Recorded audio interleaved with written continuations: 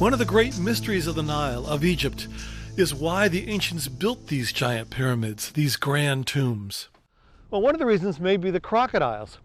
During the annual floods, the Nile would tear down this valley, bringing fertile soil and lots of crocodiles. Many of the Egyptians equated the presence of the crocodiles with the rebirth of the dead soil, and it gave them faith that there may in fact be an afterlife. And believing that, they would build these monuments and fill them with precious objects and everyday items in hope that they could carry them with them to the afterlife. It all began here in the Old Kingdom about 2600 BC, when a visionary servant of the pharaoh Djoser had the idea to build his king's tomb in stone. His name was Imhotep, and he was the first common man to become deified. A doctor, artist, architect, and sculptor, Imhotep invented the stone column nearly 2,000 years before the Greeks and built the first pyramid, the step pyramid of Saqqara, not far from Giza. The step pyramid is, in essence, a series of mastabas, the low, flat tombs of the time, piled one upon another.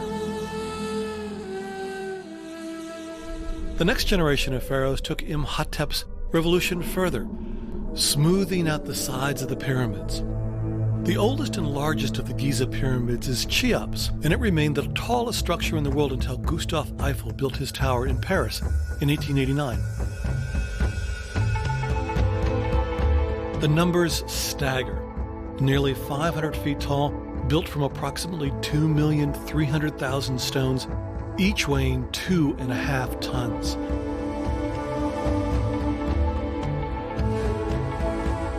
And the accuracy with which they are constructed, level to within less than an inch, almost perfect right angles at the corners, with each side of the pyramid identical to within 2 inches.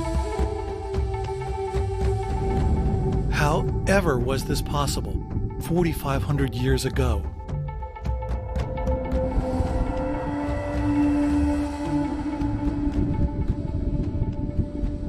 In the dark chambers of the ancients' tombs, the afterlife began, watched over by the crocodile.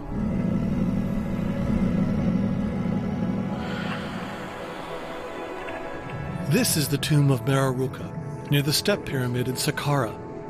Son-in-law of Pharaoh Teti, in the late Old Kingdom about 2300 BC, Meroruca was second in line to the throne.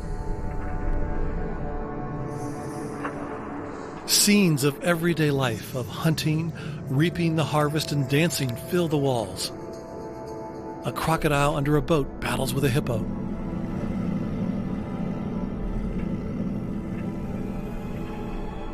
Here, the fruits of the Nile are celebrated in stone, from the fragrant lotus flower to plentiful fowl to the beasts that labored in the fields.